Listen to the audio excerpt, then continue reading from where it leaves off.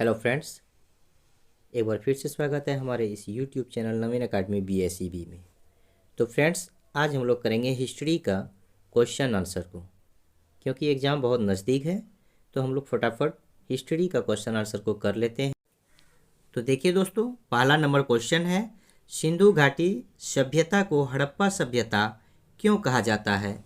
तो इसका आंसर है, सिंधु घाटी सभ्यता को हड़प्पा सभ्यता इसलिए कहा जाता है क्योंकि हड़प्पा नामक स्थान पर ही सर्वप्रथम 1922 ईस्वी में राखल दास बनर्जी ने उत्खनन करवाया और नगर सभ्यता को प्रकाश में लाया। इसके बाद ही अन्य स्थानों पर पुरातात्विक खुदाई की गई।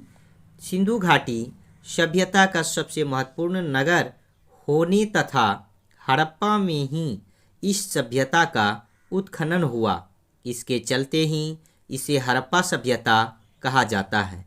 तो ये पहला नंबर का आंसर था। तो देखिए, अगर ऑब्जेक्टिव टाइप में पूछेगा कि राखल दास बनर्जी, कौन भाई? राखल दास बनर्जी ने सर्वप्रथम जो है उत्खनन कब करवाया था, तो हम लोग क्या लगाएंगे? 1922 में। राखल दास का 1922 में करेंगे, ठीक है ना? क्लियर है? चलिए दूसरा नंबर क्वेश्चन की ओर बढ़ते हैं। सिंधु घाटी सभ्यता के नगर योजना का वर्णन करें। हड़प्पा सभ्यता एक शहरी सभ्यता थी। ऑब्जेक्टिव में अगर आ जाएगा कि हड़प्पा सभ्यता कैसी सभ्यता थी, तो हम लोग लगाएंगे शहरी। क्लियर है? क्योंकि यहाँ से एक नियोजित शहर के अवशेष प्राप्त हुए हैं जो तत्कालीन विश्व में कहीं नहीं थी। पूरा हड़प्पा नगर स्थल दो भागों में, ऊपरी और निचली क्षेत्रों में बटा हुआ था। ऑब्जेक्टिव क्वेश्चन आ सकता है कि पूरा हड़प्पा स्थल जो है कितने भागों में बटा था, तो दो भागों में। पहला भाग कौन सा था? ऊपरी और निचली। क्लियर है? आगे चलते हैं। ऊपरी अथवा गाड़ी के क्षेत्र में प्रशासकीय भवन के अवशेष मिले हैं और निचला क्षेत्र में आवासीय भवन के अवशेष मिले हैं। हड़प्पा नगर स्थल पर मिले सड़कों, गलियों, आवासीय भवन, नालियों, स्नानागार, अन्नागार आदि के अवशेषों ने एक आधुनिक नगर की ओर इशारा करती है। तीसरा नंबर प्रश्न है। ये प्रश्न करने से पहले मैं बता दूं, इस चैनल पे जो भी नए छात्र हैं, इस चैनल को सब्सक्राइब कर लें। इस प्रकार का वीडियो आप लोगों के लिए लेकर के मैं आते रहता हूं। तो चलिए तीसरा नंबर प्रश्न की ओर हम लोग बढ़ते हैं। तो तीसरा नंबर प्रश्न है भाई, सिंधु सभ्यता के सामाजिक संगठन पर प्रकाश डालिए। देखिए तीसरा नंबर प्रश्न क्या कहा है? सिंधु सभ्यता के सामाजिक संगठन पर प्रकाश डालिए। हड़प्पा सभ्यता के सामाजिक अवस्था का अनुमान उत्खनन में प्राप्त सामग्री के आधार पर किया जा सकता है। उत्खनन में पुरुषों की अपेक्षा स्त्रियों की मूर्ति अधिक पाई गई। ऑब्जेक्टिव क्वेश्चन में आएगा कि सिंधु घाटी सभ्यता में जो उत्खनन करवाया गया था उसमें किसकी मूर्तियां अधिक पाई गई थी। अगर वहाँ स्त्रियां रहेगा तो स्त्रियां आप लोग लगा दीजिएगा। इस आधार पर हड़प्पा कालीन समाज की मातृ प्रधान समाज कहा जाता है। भवन निर्माण योजना से ज्ञात होता है कि परिवार पृथक पृथक निवास करते थे। हड़प्पा के लोग शांति प्रिय थे। समाज 4 वर्गों जैसे शिक्षित वर्ग, व्यावसायिक वर्ग, श्रमिक वर्ग में विभाजित था। क्लियर है ना? कितने वर्गों में? 4 वर्गों में यहाँ के समाज विभाजित थे, जो कि पहला वर्ग था शिक्षित वर्ग, दूसरा है व्यावसायिक, तीसरा है श्रमिक और चौथा कृषक वर्ग। क्लियर? चलिए अगला प्रश्न नंबर 4 की ओर हम लोग बढ़ते हैं। हड़प्पा कालीन व्यापार की समीक्षा कीजिए। हड़प्पा के अन्य देशों के साथ व्यापारिक संबंध थे। हड़प्पा के लोग अरब प्रायद्वीप में ओमान से तांबा आयात करते थे। तांबा कहाँ से आयात करते थे? लगा देंगे हम लोग ओमान। क्लियर है ना? ओमान से तांबा का आयात करते थे और ओमान में एक जगह पर हड़प्पा से बना बर्तन भी मिला है। ऐसा लगता है कि हड़प्पा के लोग बर्तनों के बदले ओमान से तांबा लाते थे। बर्तनों के बदले कहाँ के लोग जो है ओमान से तांबा लाते थे? तो हड़प्पा के लोग। क्लियर है। और खुदाइयों से मिलने वाली चीज़ जैसे कि मोहरे, तौल के बाट, पासे और मानकों से भी सिद्ध होता है कि हड़प्पा के लोगों के संबंध दूर दूर के देशों से था।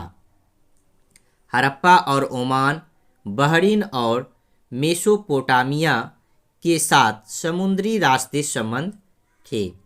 हड़प्पा सभ्यता के लोग आंतरिक व्यापार भी करते थे।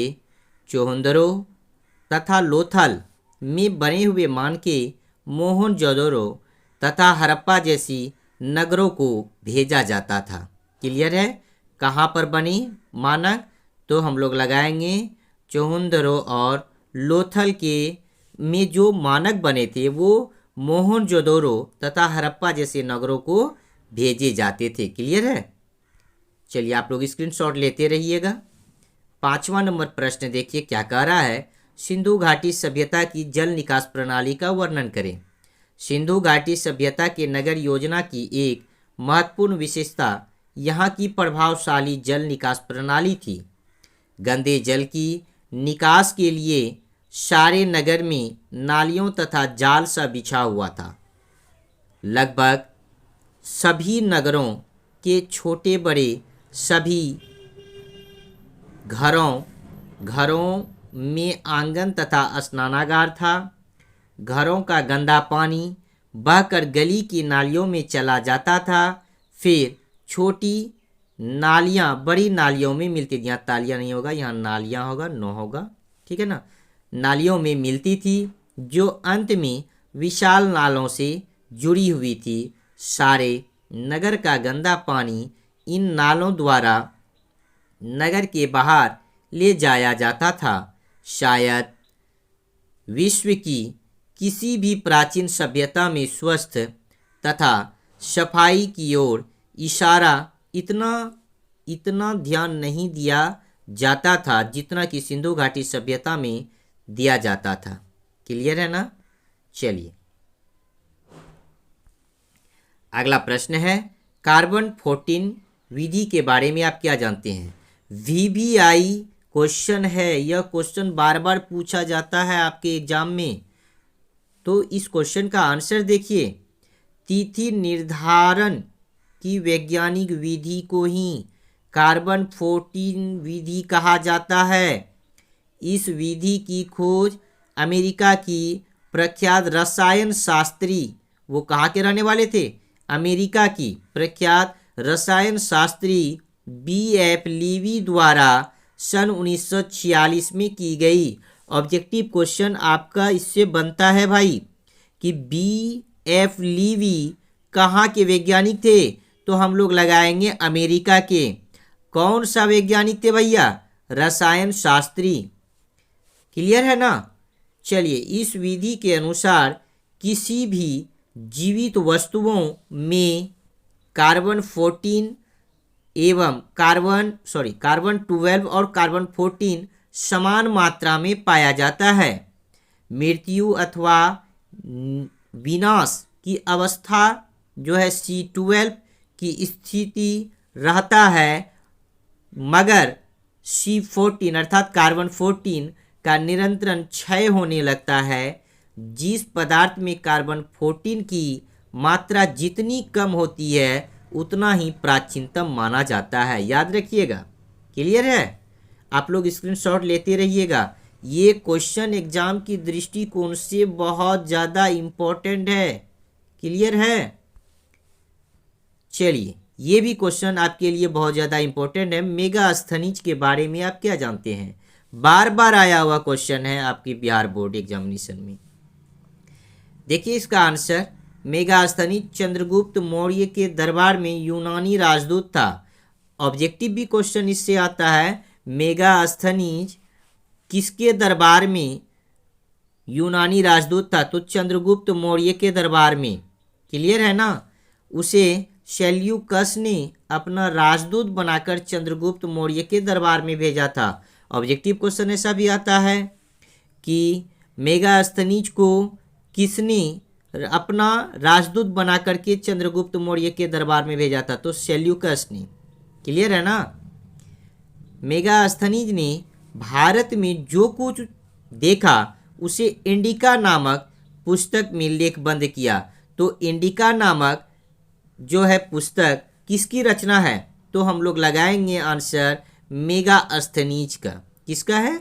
मेगास्थनीज का इंडिका नामक पुस्तक रचना है, यानी लेखबंद किया था। उसने भारत का जो विवरण प्रस्तुत किया है उसमें उसने भौगोलिक पर्यावरण, भारतीयों के सामाजिक जीवन और उनकी धार्मिक आस्थाओं, राजनीतिक तथा प्रशासन के बारे में लिखा है। ठीक है ना? देखिए अगला क्वेश्चन आपका कौटिल्य से। कौटिल्य ये भी बहुत ज़्यादा इम्पोर्टेंट है आपके लिए। कौटिल्य के अर्थशास्त्र पर संक्षिप्त टिप्पणी लिखिए। अर्थशास्त्र नामक सुप्रसिद्ध ग्रंथ की रचना चाणक्य ने किया। किसने किया था भैया?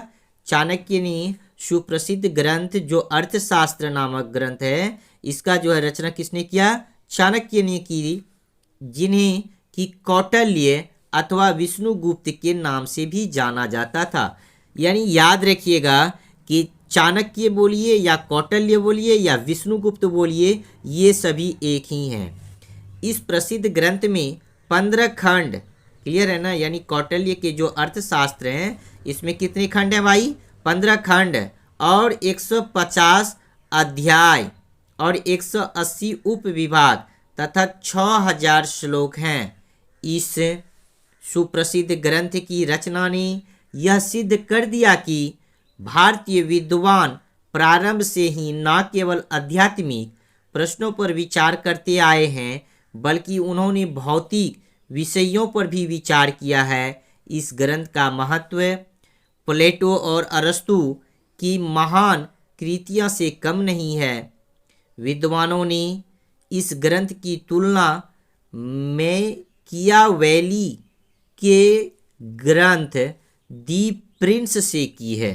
याद रखिएगा कि मैकियावेली के जो ग्रंथ है, कौन सा ग्रंथ? दी प्रिंस, उसी से इसकी तुलना की है। और कौटिल्य को भारत का मैकियावेली भी कहा जाता है। याद रखिएगा ऑब्जेक्टिव क्वेश्चन आ सकता है कि कौटिल्य को भारत का क्या कहा जाता है? तो हम लोग ऑप्शन में मैकियावेली रहेगा तो मैकियावेली लगा देंगे। चलिए अगला क्वेश्चन है 9वां नंबर। ये भी क्वेश्चन बहुत ज़्यादा है, इम्पोर्टेंट है आप लोगों के लिए। महाभारत के लेखक कौन था? ऐसा माना जाता है कि भारत के मूल कथा के रचयिता भाट सारथी थे। जो महाभारत के जो यानी लेखक माना जाता है, तो ये महाभारत होगा, भारत नहीं। भारत की मूल कथा के जो रचयिता हैं, यानी महाभारत के जो मूल कथा के रचयिता है वो भाट सारथी थे। क्लियर है ना? जिसे सूत कहा जाता था। ये क्षत्रिय योद्धाओं के साथ युद्ध क्षेत्र में जाते व उनकी विजय एवं उपलब्धियों को काव्य में प्रस्तुत करते थे। मूल महाभारत में प्रारंभ में 10,000 से कम श्लोक थे, बाद में बढ़कर 1,00,000 से अधिक हो गया। इसके रचयिता जो है महर्षि वेद व्यास को माना गया है। क्लियर है? चलिए आगे बढ़ते हैं। 10वां नंबर प्रश्न, सुदर्शन झील पर संक्षिप्त टिप्पणी लिखिए। सुदर्शन झील प्राचीन भारतीय इतिहास की इंजीनियरिंग की महान उपलब्धि है। इस झील में सिंचाई के लिए पानी इकट्ठा किया जाता था और यह झील गुजरात में, कहाँ पे भाई? गुजरात में गिरनार के स्थान पर बनाई गई। ऑब्जेक्टिव क्वेश्चन आ सकता है कि सुदर्शन झील कहाँ पे है? तो लगाएंगे हम लोग गुजरात में जो है गिरनार के स्थान पर। इस झील को चंद्रगुप्त मौर्य के शासन काल में बनाया गया था। सुदर्शन झील को कब बनाया गया था? तो हम लोग ऑप्शन में लगा देंगे चंद्रगुप्त मौर्य के शासन काल में। क्लियर है ना? इस झील में पहाड़ी नदी का पानी इकट्ठा किया जाता था और जूनागढ़ शिलालेख में लिखा है कि सम्राट स्कंदगुप्त ने शासन काल में अधिक वर्षा होने के कारण इस झील का बांध टूट गया तो गिरनार के राज्यपाल ने इस बांध की मरम्मत करवाई और उसके कार्य को बहुत से कवियों ने गुणगान किए थे। किसके कार्य को? सम्राट स्कंदगुप्त के जो शासन काल में अधिक वर्षा होने के कारण जो ये टूट गया था बांध, तो गिरनार के जो राज्यपाल थे इस बांध का जो मरम्मत करवाया, तो बहुत सारे कवियों ने इसका गुणगान भी किया था। देखिए 11वां नंबर प्रश्न है, सिंधु घाटी सभ्यता की नगर योजना का वर्णन करें। बड़े कुशल थे। उन्होंने हड़प्पा, मोहनजोदड़ो, कालीबंगा, लोथल, रोपड़ जैसे अनेक नगरों का निर्माण किया और उनकी नगर व्यवस्था के संबंध में निम्नलिखित विशेषताएं मुख्य रूप से उल्लेखनीय है। तो चलिए हम लोग इसका विशेषताएं को पढ़ते हैं। पहला नंबर है, हड़प्पा संस्कृति के नगर एक विशेष योजना के अनुसार बनाए गए थे। इन लोगों ने बिल्कुल सीधी सड़कों व गलियों का निर्माण किया ताकि डॉक्टर मेके के अनुसार चलने वाली वायु उन्हें अपने आप ही साफ कर दे। और यह जो है कितने डिग्री पर काटता है? तो 90 डिग्री के कोण पर काटता है। दूसरा नंबर देखिए, दूसरा नंबर क्या कह रहा है, उनकी जल निकास की व्यवस्था बड़ी शानदार थी। नालियाँ बड़ी सरलता से साफ हो सकती थी। पॉइंट नंबर 3 है, किसी भी भवन को अपनी सीमा से आगे कभी नहीं बढ़ने दिया जाता था और ना ही बर्तन पकाने वाली किसी भी भट्ठी को नगर के अंदर बनाने दिया जाता था, अर्थात अनाधिकृत निर्माण नहीं किया जाता था। अगला 12वां नंबर प्रश्न देखिए, एग्जाम के दृष्टिकोण से बहुत ज़्यादा इंपॉर्टेंट है। आश्रम के बारे में आप क्या जानते हैं? वैदिक काल में प्रत्येक व्यक्ति की आयु को 100 वर्ष मानकर उसे 4 भागों में बांटा गया। इन आश्रमों का विभाजन निम्नलिखित ढंग से किया गया। पहला नंबर है ब्रह्मचार्य आश्रम, पहले 25 वर्ष की आयु तक, कितने वर्ष तक जो है ये 25 वर्ष से 50 वर्ष की आयु तक। और तीसरा नंबर है वानप्रस्थ आश्रम, ये 50 से 75 वर्ष की आयु तक। चौथा नंबर है संन्यास आश्रम, ये 75 से 100 वर्ष की आयु तक। यही हमारा जो है आश्रम के बारे में दिया गया था, जो कि आश्रमों को 4 रूप में विभाजित किया गया। पहला है ब्रह्मचार्य आश्रम, और दूसरा है गृहस्थ आश्रम, तीसरा है वानप्रस्थ आश्रम, और चौथा है संन्यास आश्रम। अगर ऑब्जेक्टिव में पूछ लेगा कब से कितना वर्ष तक, यानी कितने से कितने वर्ष तक, तो हम लोग लगा देंगे जितना जिसमें है उतना हम लोग ऑप्शन रहेगा वहाँ पे तो लगा देंगे। अगर पूछेगा वानप्रस्थ आश्रम जो है कितने वर्ष की आयु तक था, तो 50 से 75 हम लोग लगा देंगे। गृहस्थ आश्रम 25 से 50 वर्ष। क्लियर है? चलिए आगे बढ़ते हैं। 13वां नंबर प्रश्न, कौरव और पांडव कौन थे? उनके बंधुत्व संबंध कैसे बदल गए थे? कौरव और पांडव दोनों एक ही परिवार के सदस्य और 2 चचेरे भाइयों के समूह थे। वे एक राज्य परिवार अथवा राजवंश से संबंधित थे जो कुरु वंश कहलाता था। महाभारत हमें सूचना देता है कि इन दोनों समूहों में बंधुत्व का संबंध बड़ा भारी परिवर्तन हो गया। महाभारत दोनों समूह के मध्य भूमि के एक भूभाग के एक टुकड़े पर संघर्ष का उल्लेख करता है और उसके लिए दोनों समूहों में परस्पर युद्ध हुआ। ठीक है ना? अगला प्रश्न है, द्रोणाचार्य कौन था? द्रोणाचार्य यानी द्रोणा कुरु शहजादों का गुरु था। याद रखिएगा, द्रोणाचार्य जो है ये कुरु शहजाद जो थे वहाँ पे उसका क्या थे? गुरु थे वह एक ब्राह्मण था। उसने सभी कौरवों और पांडव राजकुमारों को धनुर्विद्या सिखलाया। कौन सा विद्या द्रोणाचार्य सिखलाया था? पांडव और कौरवों के राजकुमारों को धनुर्विद्या। कहा जाता है कि इस महान गुरु ने अर्जुन को यह वादा किया था कि दुनिया में कोई भी उसके समान कुशल धनुधारी यानी धनुषधारी जो है नहीं होगा। किसको कहा था? अर्जुन को कहा था कि तुम्हारे जैसा जो धनुषधारी दुनिया में कोई नहीं होगा। किसने कहा था? द्रोणाचार्य ने। क्लियर है? आगे देखिए, घटोत्कच कौन था? घटोत्कच दूसरे पांडव भीम और एक राक्षसी महिला हिडिंबा की संतान थी।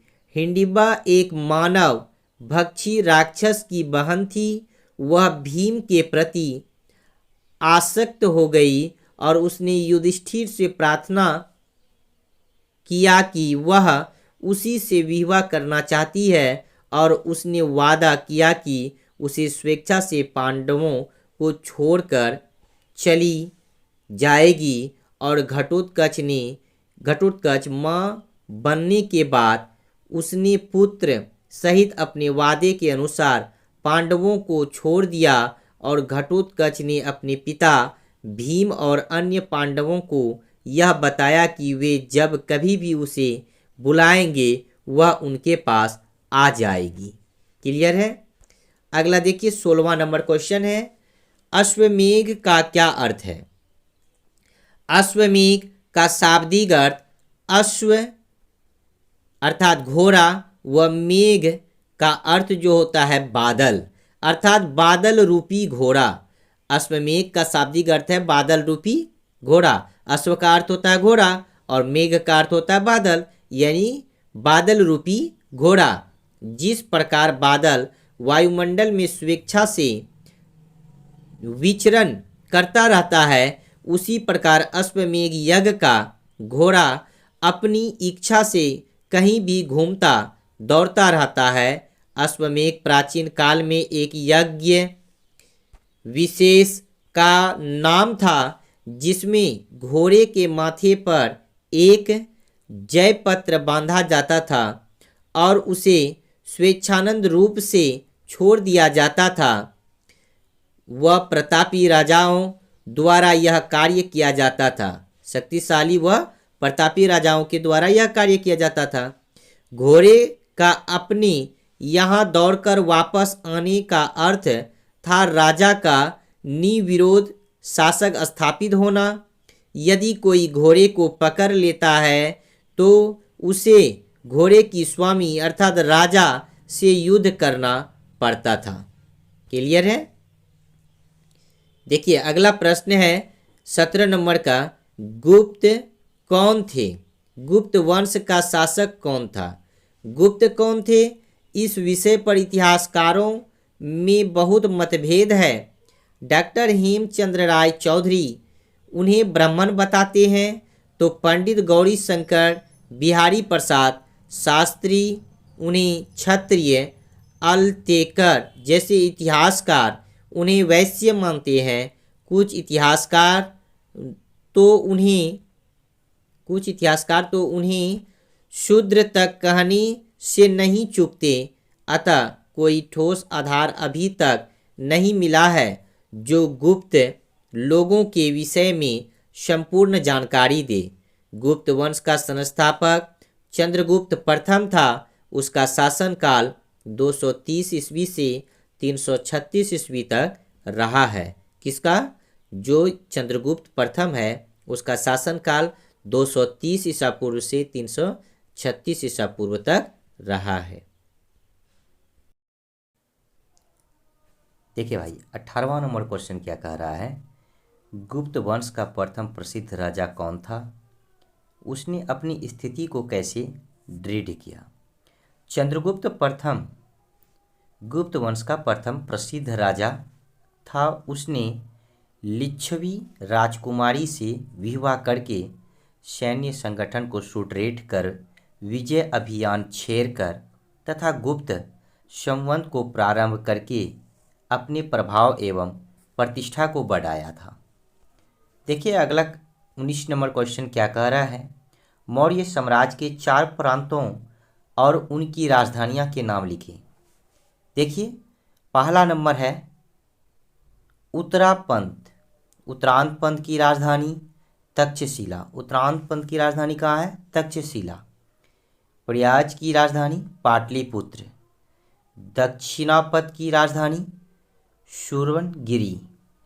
अति की राजधानी उज्जैनी या उज्जैन नगरी। क्लियर है? ये चारों आपका जो है मौर्य समाज के 4 प्रांत और उनकी राजधानियां के नाम थे। अगला प्रश्न है मौर्य शासन की जानकारी दें। मौर्य प्रशासन अत्यंत ही उच्च कोटि का था। राजा सर्वोपरि था। राजा का मंत्री अमात्य कहलाता था।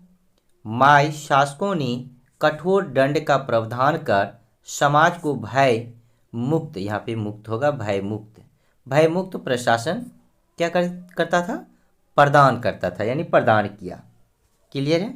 स्क्रीनशॉट आप लोग लेते रहिएगा, मैं बीच में भूल जाता हूँ। जो बच्चे नए हैं इस चैनल पे वो सब्सक्राइब कर लें, बेल आइकन का बटन को चपा करके बेल आइकन ऑन कर ले ताकि आपको सबसे पहले नोटिफिकेशन प्राप्त हो सके।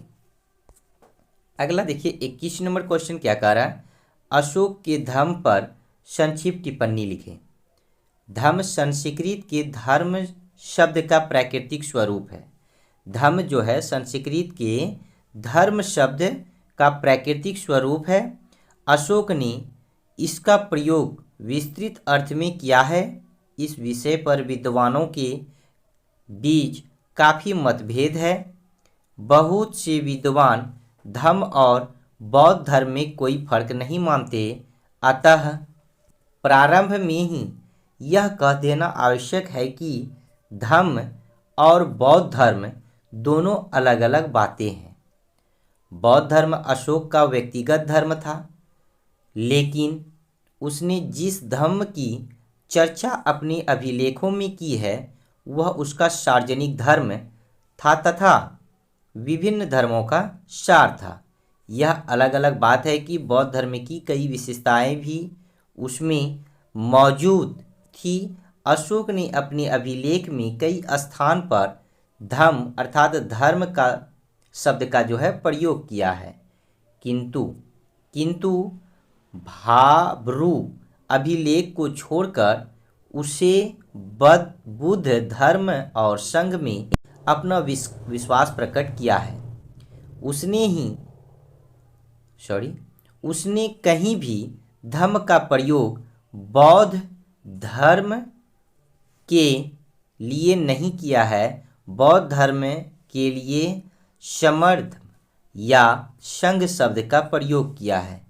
इस तरह हम कह सकते हैं कि अशोक का धर्म बौद्ध धर्म नहीं था, क्योंकि इसमें 4 आर्य सत्यों, अष्टांगिक मार्ग तथा निवारण की चर्चा नहीं मिलती है।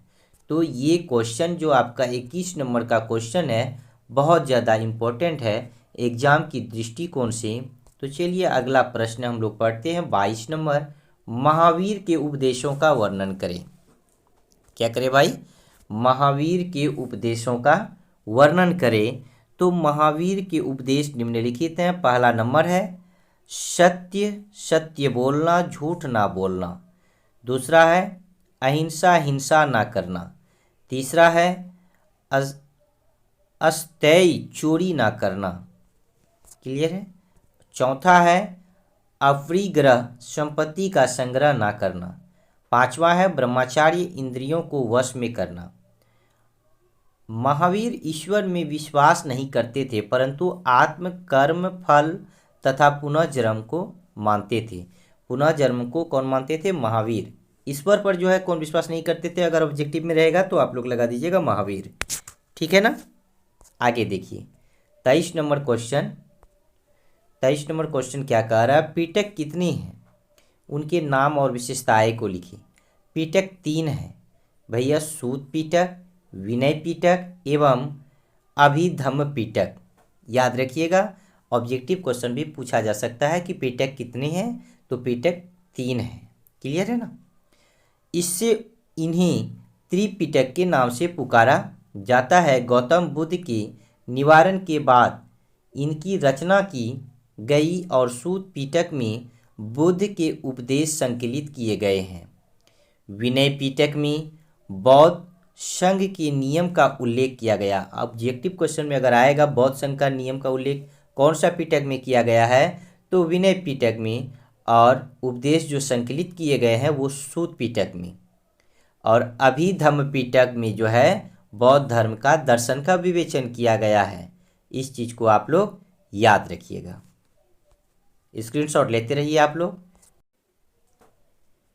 देखिए अगला प्रश्न है भाई, डॉक्टर राजेंद्र प्रसाद पर संक्षिप्त नोट लिखे या टिप्पणी लिखे, कुछ भी हो सकता है। तो देखिए, संविधान का निर्माण होने पर 26 नवंबर 1949 को डॉक्टर राजेंद्र प्रसाद अध्यक्ष संविधान सभा ने उस पर हस्ताक्षर करते हुए इन बिंदुओं पर दुख प्रकट किया था। देखिए वो बिंदु क्या क्या है। पॉइंट नंबर 1 में देखिए यहाँ पे दिया गया है कि भारत का संविधान मूल रूप से अंग्रेजी भाषा में है। दूसरा नंबर है, इसमें जो है इसमें किसी भी पद पर कोई भी शैक्षणिक योग्यता नहीं है। और तीसरा नंबर दिया गया है कि भारत में सर्वप्रथम राष्ट्रपति डॉक्टर राजेंद्र प्रसाद को बनाया जाए। तो ये थे आपके डॉक्टर राजेंद्र प्रसाद पर संक्षिप्त टिप्पणी या नोट। देखिए अगला प्रश्न क्या कह रहा है। अगला प्रश्न कह रहा है कि संविधान प्रारूप समिति के अध्यक्ष कौन थे और इस सभा को कब प्रारूप समिति ने अपनी संसूतियां प्रस्तुत की थी। तो देखिए संविधान प्रारूप समिति का अध्यक्ष डॉक्टर B.R. अम्बेडकर थे। कौन थे? B.R. अम्बेडकर। संविधान प्रारूप समिति ने संविधान निर्माण सभा को अपनी सूचियां 4 नवंबर 1948 ईस्वी को प्रस्तुत की थी। यानी B.R. अम्बेडकर जो है तो भीम राव अम्बेडकर हो जाएगा। क्लियर है ना। आगे देखिए 26 नंबर क्वेश्चन क्या कह रहा है कि भारतीय संविधान के अनुसार धर्मनिरपेक्षता क्या है। निरपेक्ष शब्द को भारत संविधान की प्रस्तावना में 42वें संविधान संशोधन 1976 ईस्वी में जोड़ा गया। इसका तात्पर्य यह है कि भारत किसी धर्म या पंथ को राजधर्म या पंथ को राजधर्म के रूप में स्वीकार नहीं करता और ना ही किसी धर्म का विरोध करता। प्रस्तावना के अनुसार भारतवासियों को धार्मिक विश्वास, धर्म व उपासना की स्वतंत्रता होगी। धर्म को व्यक्तिगत मामला माना गया है, अतः राज्य लोगों के इस कार्य में हस्तक्षेप नहीं करेगी। ये 26 नंबर का आंसर था। अगला प्रश्न देखिए क्या कह रहा है कि भारत छोड़ो आंदोलन 1942 के बारे में लिखे। तो देखिए क्रिप्स मिशन की असफलता ने भारतीयों में असंतोष वातावरण बना दिया। इसी बीच द्वितीय विश्व युद्ध में मित्र राष्ट्रों को कमजोर स्थिति के चलते भारत पर जापानी आक्रमण का खतरा बढ़ गया और भारतीयों को यह लगने लगा कि अंग्रेजों के बाद यहाँ जापानी शासन कायम हो जाएगा। इसीलिए भारतीयों ने गांधी जी के नेतृत्व में अंग्रेजों भारत छोड़ो आंदोलन का नारा दिया, आंदोलन शुरू कर दिया तथा सत्ता भारतीयों के हाथों सौंप देने की मांग की, लेकिन सरकार ने इसे बर्बरतापूर्वक दबा दिया। इस तरह यह विद्रोह असफल हुआ। देखिए इसमें कम से कम आपको जो है 40 से 45 क्वेश्चन या 50 क्वेश्चन भी हो सकते हैं। मैं एग्जैक्ट नहीं बता पाऊंगा कितना क्वेश्चन होगा, लेकिन इसमें से आपके लिए जो इम्पोर्टेंट क्वेश्चन है वही लेकर के मैं आया हूँ इस बार इस वीडियो में। देखिए 28 नंबर क्वेश्चन क्या कह रहा है, द्विराष्ट्र सिद्धांत का क्या अर्थ है। यह किस प्रकार से भारतीय इतिहास की पूर्ण मिथ्या थी। देखिए, द्विराष्ट्र सिद्धांत से अभिप्राय यह है कि हिंदुओं एवं मुसलमानों के दो अलग अलग राष्ट्र देश हैं, अतः वे एक होकर नहीं रह सकते। यह सिद्धांत इस आधार पर मिथ्या था कि मध्यकाल में हिंदुओं तथा मुसलमानों ने एक साझी संस्कृति का विकास किया और सन 1857 की क्रांति में भी वे एकजुट होकर के लड़े। देखिए 29 नंबर क्वेश्चन क्या कह रहा है, सांप्रदायिक पंचाट की घोषणा किसने की और इसके प्रावधान क्या थे। 16 अगस्त 1932 को ब्रिटेन के प्रधानमंत्री मैकडॉनल्ड ने एक घोषणा की जो मैकडॉनल्ड निर्णय या सांप्रदायिक पंचाट के नाम से प्रसिद्ध है। प्रावधान क्या था, इसके अनुसार दलितों को हिंदुओं से अलग मानकर उन्हें अलग प्रतिनिधित्व देने को कहा गया और दलित वर्गों के लिए अलग निर्वाचन मंडल का प्रावधान किया गया। अगला है 30 नंबर प्रश्न, 1931 के गांधी इरविन समझौते का क्या परिणाम निकला। देखिए पॉइंट नंबर 1 में क्या कहा है, यद्यपि गांधी जी दूसरे गोलमेज सम्मेलन में भाग लेने गए और जनवरी 1932 ईस्वी को गांधी जी तथा अन्य नेताओं को बंदी बना लिया गया। कब भैया, दूसरे गोलमेज सम्मेलन में, याद रखिएगा इस बात को। कब हुआ था, जनवरी में हुआ था 1932 ईस्वी में। अगला देखिए क्या कह रहा है पॉइंट नंबर 2 में, कांग्रेस को पुनः गैर कानूनी घोषित कर दिया गया। और तीसरा नंबर है कि 1 लाख से अधिक सत्याग्रही बंदी बना लिए गए। और पॉइंट नंबर 4 है, हजारों प्रदर्शनकारियों की भूमि, मकान तथा संपत्ति सरकार ने जब्त कर ली। ठीक है ना। चलिए अगला प्रश्न देखिए, 31 नंबर क्या कह रहा है। 31 नंबर क्वेश्चन है आपके सामने, प्लासी का युद्ध यानी प्लासी का युद्ध 1757 किसके बीच हुआ था। प्लासी की लड़ाई 23 जून 1757 ईस्वी को हुआ था। कब हुआ था, प्लासी का युद्ध 23 जून 1757 ईस्वी को बंगाल का नवाब सिराजुद्दौला तथा अंग्रेजों के बीच प्लासी के मैदान में हुआ था। यह सही रूप में लड़ाई नहीं थी, बल्कि अंग्रेजी सेनापति क्वालाइव को कूटनीति चाल थी और इसने नवाब के सेनापति मीर जाफर को अपनी ओर मिलाकर लड़ाई का ढोंग रचा था।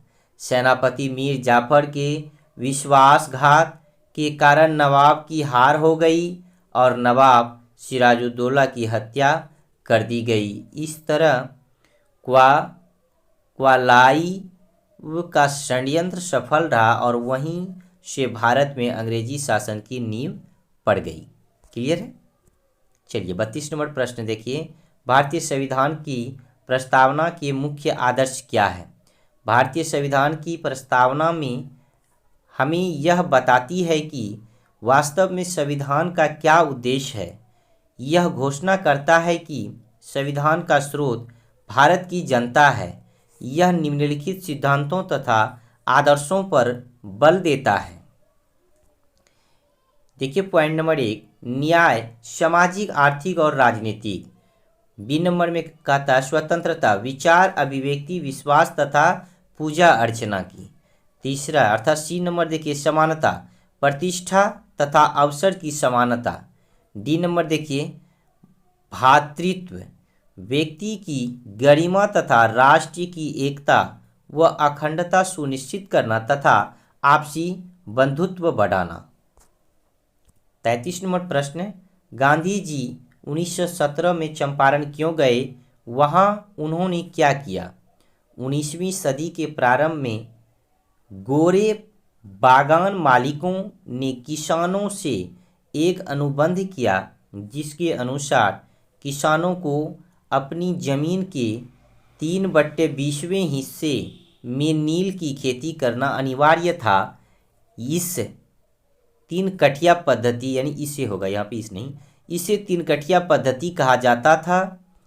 किसान इस अनुबंध से मुक्त होना चाहते थे और 1917 में चंपारण के राजकुमार शुल्क के अनुरोध पर गांधी जी चंपारण पहुंचे और गांधी जी के प्रयासों से सरकार ने चंपारण के किसानों की जांच हेतु एक आयोग नियुक्त किया और अंत में गांधी जी की विजय हुई। अगला प्रश्न देखिए 34 नंबर। औद्योगिक शहर के रूप में ब्रिटिश काल में किन नगरों का उदय हुआ?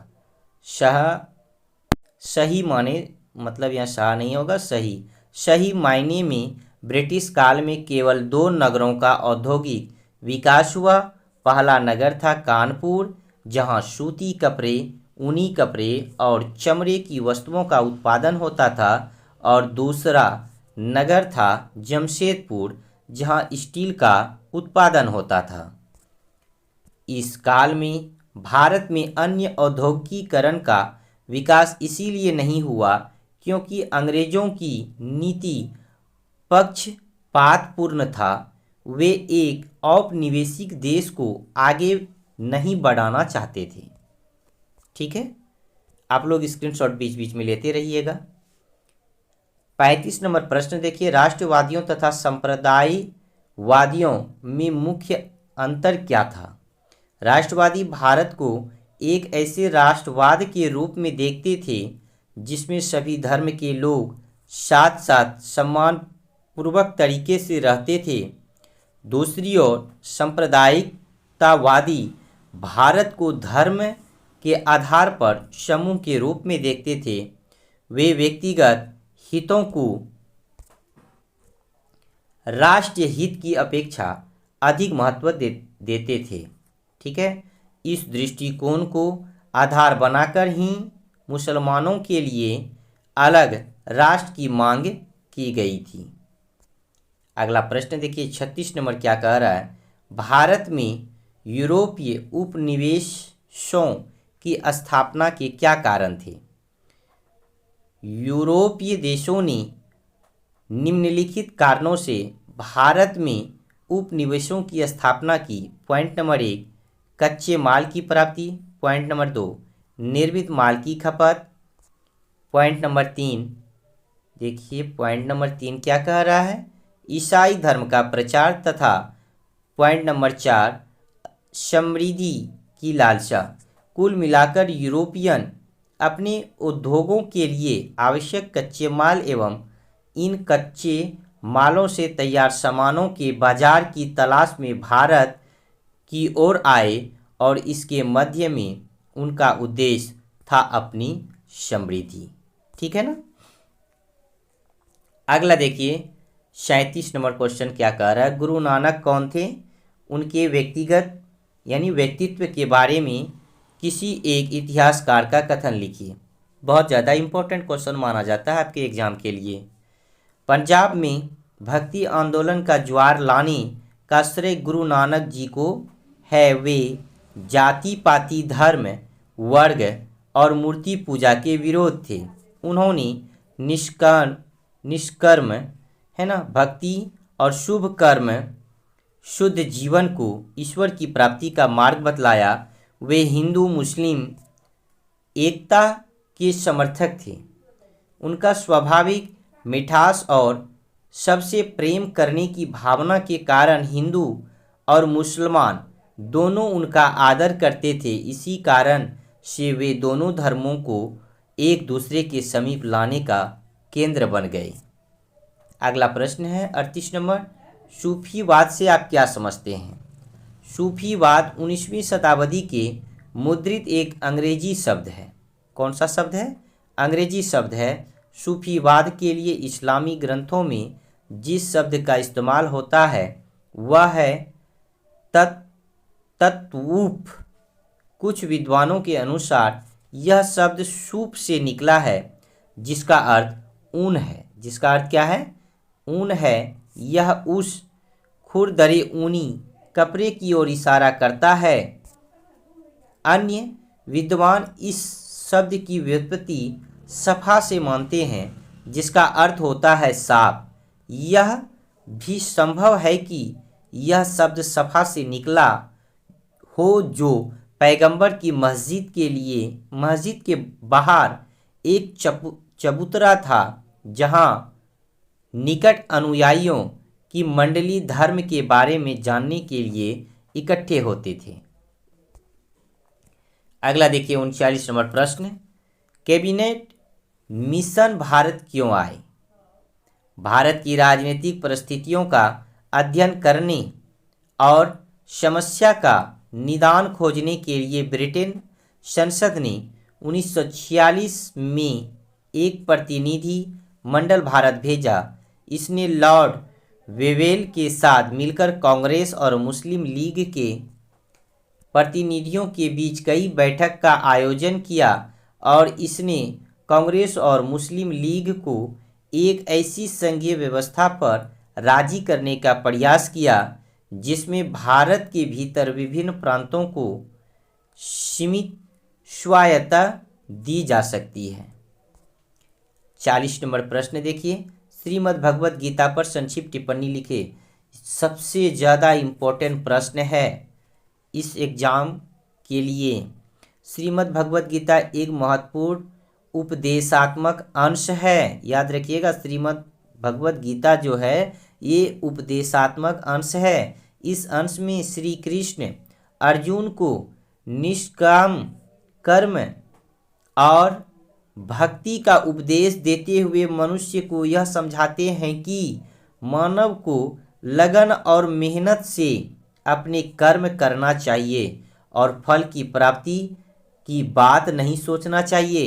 श्रीमद् भगवत गीता अत्यंत लोकप्रिय ग्रंथ है। अगला प्रश्न, कबीर पर संक्षिप्त टिप्पणी लिखे। मध्ययुगीन भारतीय संतों में कबीर दास की साहित्य एवं ऐतिहासिक देन स्मरणीय है। वे मात्र भक्त ही नहीं, बड़े समाज सुधारक भी थे। उन्होंने समाज में व्याप्त कुरीतियों का डटकर विरोध किया। अंधविश्वासों, दकियानूसी, अमानवीय मान्यताओं तथा गली सड़ी रूढ़ियों की कटु आलोचना की। उन्होंने समाज, धर्म तथा दर्शन के क्षेत्र में महत्वपूर्ण विचारधारा को प्रोत्साहित किया। कबीर ने जहां एक और बौद्ध सिद्धों और नाथों की साधना पद्धति तथा सुधार परंपरा के साथ वैष्णव संप्रदायों की भक्ति भावना को ग्रहण किया, वहां दूसरी ओर राजनीतिक, सामाजिक, धार्मिक एवं आर्थिक असमानता के विरोध प्रतिक्रिया भी व्यक्त की। इस प्रकार मध्यकाल में कबीर ने प्रगतिशील तथा क्रांतिकारी विचारधारा को स्थापित किया। कबीर एकेश्वरवाद के समर्थन थे। वे मानसिक पवित्रता, अच्छे कर्मों तथा चरित्र की शुद्धता पर बल देते थे। उन्होंने जाति, धर्म या वर्ग को प्रधानता नहीं दी। उन्होंने धार्मिक कुरीतियों, आडंबरों, अंधविश्वासों तथा कर्म कांडों को व्यर्थ बतलाया। उन्होंने मूर्ति पूजा का विखंडन करने के लिए उद्देश्य से लिखा था। क्या लिखा था? पाहन पूजे हरि मिले तो मैं पूजू पहाड़, ताते तो चाकी भली पीस खाए संसार। देखिए, ये जो लिखा गया है, पाहन पूजे हरि मिले तो मैं पूजू पहाड़, ताते तो चाकी भली पीस खाए संसार। चलिए इसका सारांश को हम लोग जानते हैं, अर्थात अर्थ को जानते हैं। इसका अर्थ है कि कबीर धार्मिक क्षेत्रों में सच्ची भक्ति का संदेश लेकर प्रकट हुए थे। उन्होंने निर्गुण निराकार भक्ति का मार्ग अपनाकर मानव धर्म के सम्मुख भक्ति का मौलिक रूप रखा। और यह सदैव स्मरण रखना चाहिए कि कबीर के राम दशरथ पुत्र राजा राम नहीं है, अपितु घट घट में निवास करने वाली अलौकिक शक्ति है, जिसे राम रहीम कृष्ण खुदा वाहे गुरु साईनाथ और भी नाम दिया गया यानी दिए जाए। उसका एक रूप है। उसकी प्राप्ति के लिए ना मंदिर की आवश्यकता होती न मस्जिद की। वह सब में विद्यमान है और सभी उसे भक्ति तथा गुरु की कृपा से प्राप्त कर सकते हैं। कबीर जनसाधारण की भाषा में अपने उपदेश देते थे। उन्होंने अपने दोहे में धार्मिक कुरीतियों, आडंबरों, अंधविश्वासों तथा कर्मकांड को व्यर्थ बतलाया और कबीर का नाम भारतीय इतिहास में इस कारण लिया जाता है कि उन्होंने हिंदू और मुसलमानों के आपसी अंतर को दूर करने और एक मनुष्य के दूसरे से अंतर को दूर करने का प्रयास किया। देखिए 42 नंबर क्वेश्चन क्या कहता है, मीरा पर एक संक्षिप्त टिप्पणी लिखिए। गिरधर गोपाल की भक्ति मीरा का मध्यकालीन संतों में विशेष ध्यान है। उसने भक्ति की जो मंदाकिनी अर्थात गंगा अपने हृदय से निकाली, कविताओं द्वारा प्रवाहित की, उसने केवल राजस्थान की मरुभूमि में ही नहीं अपितु सारे उत्तर भारत को रस मगन कर दिया। और मीरा का जन्म लगभग 1516 ईस्वी में राजस्थान के मेड़ता परगने के कुर्की चौकार व क्या क्या टाइपिंग में कर दिया है यार, ठीक है अब इसे बोल दूंगा, सुधार दिया करें। कुर्की या चौकार में हुआ था। मीरा जोधपुर के शासक रतन सिंह राठौर की पुत्री थी। मीरा अभी 4 से 5 वर्ष की ही थी कि उसकी माता का देहांत हो गया। उसका लालन पोषण उसके दादा ने किया। अपने दादा के धार्मिक विचारों से मीरा बहुत प्रभावित हुई और 18 वर्ष की आयु में मीरा का विवाह मेवाड़ के महाराणा संग्राम सिंह के बड़े पुत्र भोजराज से कर दिया गया। लेकिन मीरा का वैवाहिक जीवन बहुत संक्षिप्त था। विवाह के लगभग 1 वर्ष बाद ही उसके पति की मृत्यु हो गई। इस तरह मीरा छोटी आयु में ही विधवा हो गई। कुछ समय बाद उसके ससुर राणा संगा की भी मृत्यु हो गई। अब मीरा बेसहारा हो गई, अतः वह संसार में मोह त्याग कर कृष्ण भक्ति में लीन हो गई।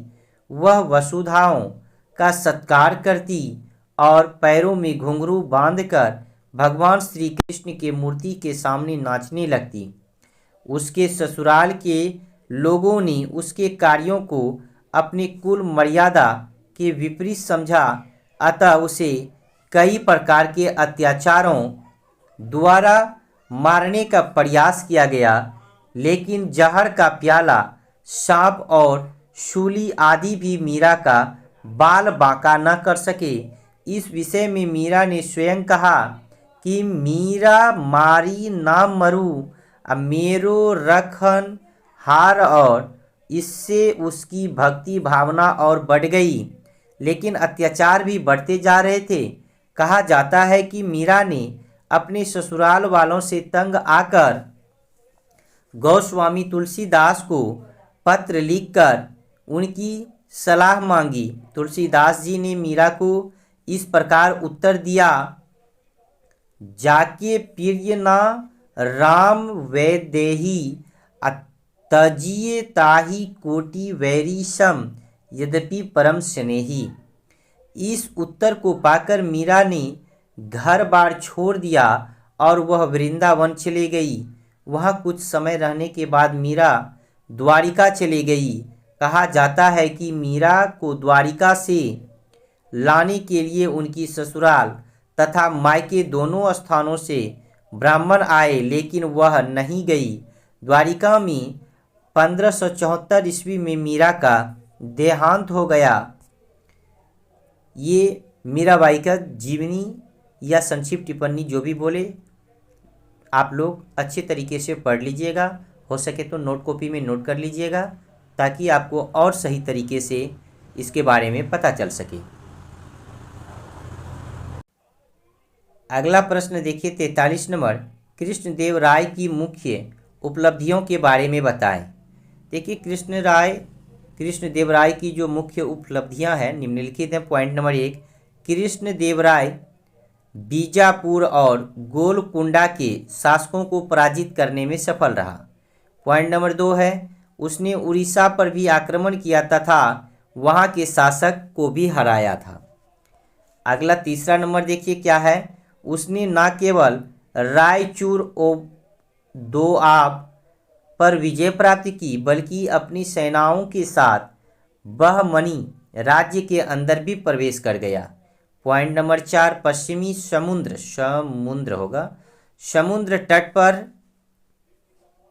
समुद्र तट पर सभी स्थानीय राज्यों के साथ उसका व्यवहार बहुत ही मैत्रीपूर्ण था। अपने इन स्थानीय राज्यों के साथ व्यापारिक संबंध बनाकर अपने राज्य को बनाया। अगला पॉइंट नंबर 5 है, वह एक कुशल प्रशासक भी था। उसने अपने राज्य के उत्थान के लिए उसने सिंचाई के लिए बांध बनवाए और जिससे राज्य की कृषि दशा में सुधार आया। पॉइंट नंबर 6 है, उसने नए मंदिरों का निर्माण करवाया, पुराने मंदिरों की मरम्मत करवाई, उस दरबार में विद्वानों और गुणी लोगों को प्रश्रय दे रखा था। अगला है 44 नंबर क्वेश्चन, महावीर के उपदेशों का वर्णन करें। महावीर के उपदेश निम्नलिखित है। पॉइंट नंबर 1, सत्य सत्य बोलना, झूठ ना बोलना। पॉइंट नंबर 2, अहिंसा, हिंसा ना करना। पॉइंट नंबर 4, अस्तेय, चोरी ना करना। पॉइंट नंबर 5, अपरिग्रह, संपत्ति का संग्रह ना करना। पॉइंट नंबर 5 दिया है, ब्रह्मचारी, इंद्रियों को वश में करना। महावीर ईश्वर में विश्वास नहीं रखते थे परंतु आत्मा, कर्म, फल तथा पुनर्जन्म को मानते थे। ये शायद आप लोगों को पिछला क्वेश्चन में हो चुका है, लेकिन फिर भी आप लोग इसका स्क्रीनशॉट ले लीजिए, क्वेश्चन इंपॉर्टेंट है। देखिए 45 नंबर क्वेश्चन है, सातवाहन कौन थे? मौर्य साम्राज्य के बिखराव के बाद सातवाहनों ने दक्कन में एक शक्तिशाली रायल स्थापित किया और इस वंश का सबसे अच्छा शासक दोनों ही सर्वोच्च वंशों का दावा करता है।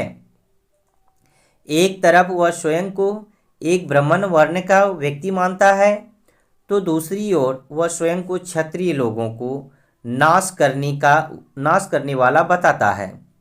वह इस बात का भी दावा करता है कि चारों वर्गों में मध्य अंतर वर्णीय विवाह नहीं होते थे, लेकिन कुछ समय बाद ये साक्ष्य द्वारा प्रमाणित हो जाता है कि सातवाहनों ने शके राजा रुद्रदमन से वैवाहिक संबंध जोड़े थे और सातवाहन समाज में संभवतः मातृगोत्र का अधिक सम्मान था। इस समाज में स्त्रियों को पिता के स्थान पर पति के गोत्र माना जाता था और सातवाहनों के कई अभिलेख इतिहासकारों को प्राप्त हुए हैं जिन पर उनके पारिवारिक वैवाहिक रिश्तों का खाका तैयार किया गया है। अगला प्रश्न है 46 नंबर, चंद्रगुप्त मौर्य की 4 सफल विजय कौन कौन सी थी? पहला नंबर देखिए, पंजाब विजय। चंद्रगुप्त मौर्य ने सिकंदर की मृत्यु के पश्चात पंजाब को जीत लिया था। और दूसरा है मगध की विजय। चंद्रगुप्त मौर्य ने कौटिल्य, चाणक्य, यानी कौटिल्य को भी चाणक्य कहा जाता है ना, दोनों एक ही नाम है, दोनों एक ही का नाम है, की सहायता से मगध के अंतिम राजा घनानंद की हत्या करके मगध को जीत लिया था। अगला है पॉइंट नंबर 3 में दिया गया है बंगाल विजय, है ना, कौन? बंगाल विजय। चंद्रगुप्त मौर्य ने पूर्वी भारत में बंगाल को जीतकर अपने अधिकार में कर लिया था। अगला है चौथा नंबर, दक्षिण भारत पर विजय, और जैन साहित्य के अनुसार आधुनिक कर्नाटक तक उसने अपनी विजय पताका फहराया था। ठीक है ना, ये थे आपके चंद्रगुप्त मौर्य के 4 सफल विजय। देखिए 47 नंबर क्वेश्चन, मौर्य के राजनीतिक इतिहास के मुख्य स्रोत क्या क्या है। देखिए पहला नंबर दिया है कि मेगास्थनीज का इंडिका, यानी मौर्यकालीन भारत के विषय में ज्ञान प्राप्त करने के लिए मेगास्थनीज द्वारा रचित इंडिका, क्या भाई, इंडिका एक महत्वपूर्ण ग्रंथ है। ऑब्जेक्टिव क्वेश्चन में आ जाएगा इंडिका क्या है, कहानी, कविता, ग्रंथ या उपन्यास, तो ग्रंथ आप लोग लगाइएगा, जिसमें तत्कालीन शासन व्यवस्था, समाज, राजनीतिक व आर्थिक अवस्था पर महत्वपूर्ण विवरण मिलता है। अगला पॉइंट है दूसरा नंबर, कौटिल्य का अर्थशास्त्र। कौटिल्य का अर्थशास्त्र भी भारत के विभिन्न पहलुओं पर प्रकाश डालता है, जिससे मौर्य के बारे में पता चलता है। अगला है तीसरा नंबर, विशाख दत्त मद्रा राक्षस, है ना। देखिए इस प्रमुख ग्रंथम 5 का चंद्रगुप्त द्वारा नाश का वर्णन किया गया है ना। ये विशाखादत्त मद्रा राक्षस जो है, इसमें जो है प्रमुख ग्रंथम यानी 5 का चंद्रगुप्त द्वारा नाश किए जाने का वर्णन को बताया गया है इसमें। अगला है पॉइंट नंबर 4 में जैन और बौद्ध साहित्य। देखिए जैन द्वारा बौद्ध दाना धमा को साहित्य में तत्कालीन समाज, राजनीति आदि की जानकारी प्राप्त होता है। पॉइंट नंबर 5 है अशोक का अभिलेख। स्थान स्थान पर लगे अशोक का अभिलेख सभा मौर्यकालीन प्रशासन, धर्म, समाज, अर्थव्यवस्था आदि पर प्रकाश पड़ता है। बस यहीं तक था क्वेश्चन। 47 प्रश्न था इस वीडियो में। आप लोगों को कैसा लगा यह वीडियो आप लोग ज़रूर हमें कमेंट बॉक्स में बताइएगा। तब तक के लिए जय हिंद,